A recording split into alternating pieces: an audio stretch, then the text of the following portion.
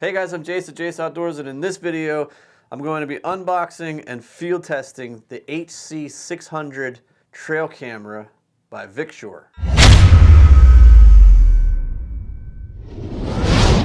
The HC600 trail camera by Victure has a 20 megapixel sensor for high quality photos and 1080p HD video at 30 frames per second.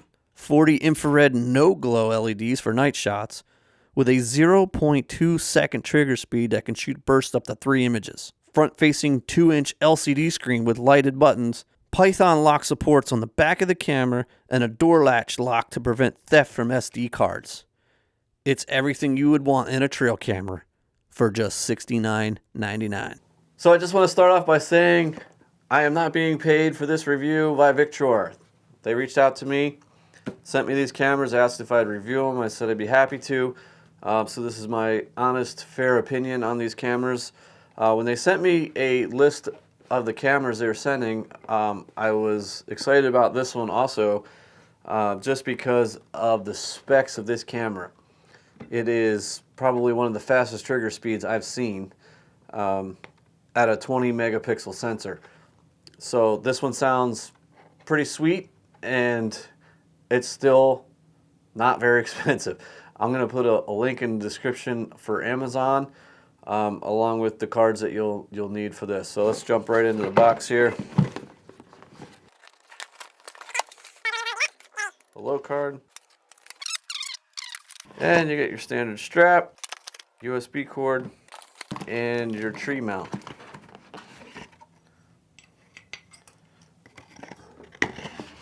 It's nice that they include these, but it does require some tools, a drill or something. If you have a post, or if you want to set them up high in a tree, it's nice to have this, but you do have to bring a drill with you.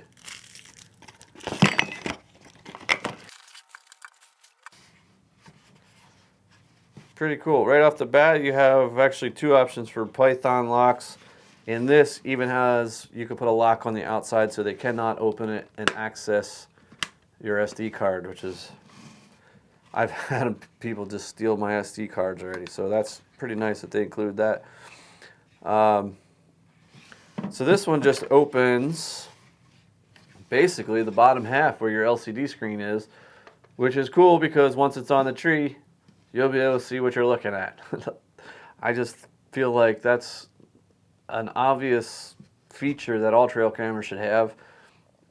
It's just nice to be able to set it and know exactly what you're looking at. So I'm liking everything about this camera so far. Let's see, it does take a standard SD card, and the batteries,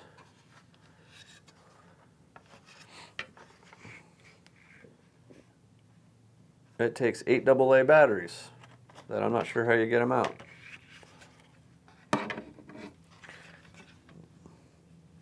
There's a eject button right here. So hit eject, and it has a tray. So we'll throw some batteries in this and we'll go through the menu.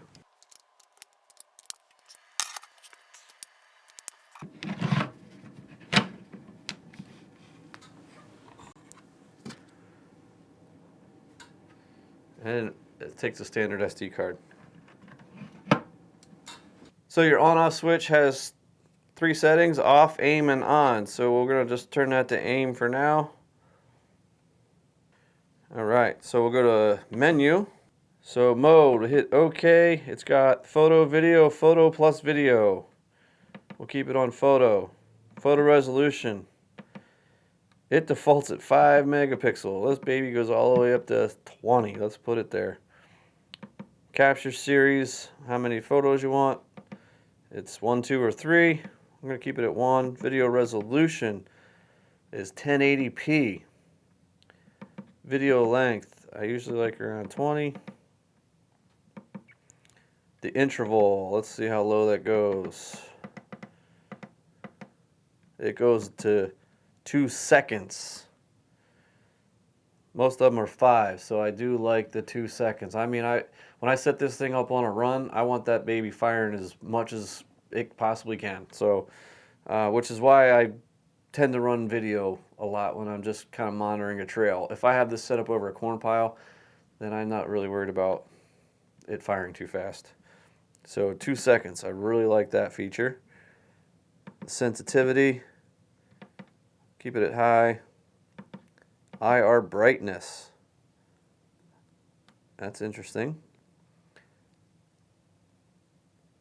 I'm just going to keep that at normal until I mess with that for now. Date format, you can change how you would like it to go. I like month, day, year. Slide that down. System time, time lapse, timer setting, camera name. You can name this so when you have a bunch of them, you'll know which pictures you're looking at. Timestamp, yes. Language, we already set. Temperature unit, it's set to Fahrenheit. You can password. Format, I recommend doing that every time you stick in a new card. It's formatted. And then it just goes to the firmware, and you're back to the beginning. Hit menu to get back to the main screen and turn that all the way to on, and you should be ready to go. It gives you 5 seconds to close the door and get out of there. And it's ready to fire. So we'll see what this thing can do. I'm excited to get this one on a tree and check out this really fast trigger speed, and the video quality looks like it's going to be pretty good as well. So we'll see what the HC600 is capable of. So I hung the camera on a tree and proceeded to walk out to place a cone at exactly 20 yards just for a reference point.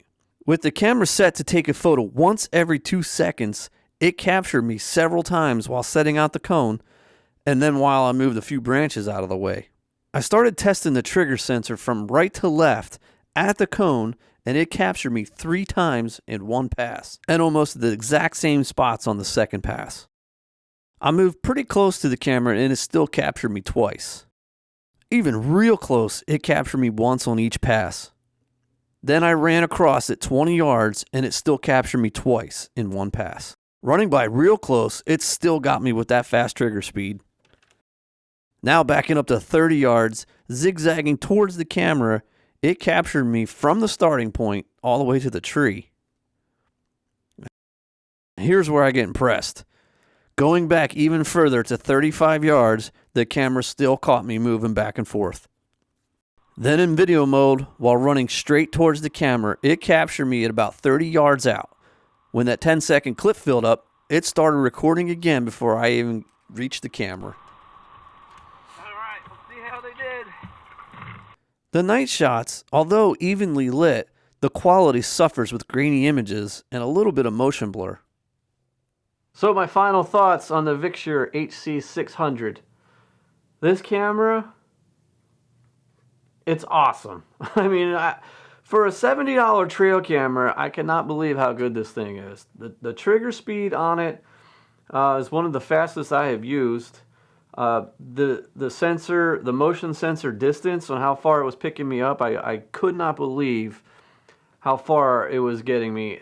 And really, I mean, it's further than I would even, set a camera up to detect. So that was really awesome. And as far as the camera goes itself, it has everything that I would want in a trail camera. It's got the, front-facing LCD, so that when you put it on a tree, you see what your image is going to look like. And to me, that I love that feature. The software, the functionality of it, up to 3 bursts, video mode. The interval is very short in between, each photo's taken is like, you can go down to 2 seconds. So with that fast trigger speed, every 2 seconds, I couldn't believe how much it had picked me up. It has your Python locks in the back. You've got one on top and the bottom, so you can really latch that to a tree. And then right here on the cover latch, you can put a lock on there. It is plastic.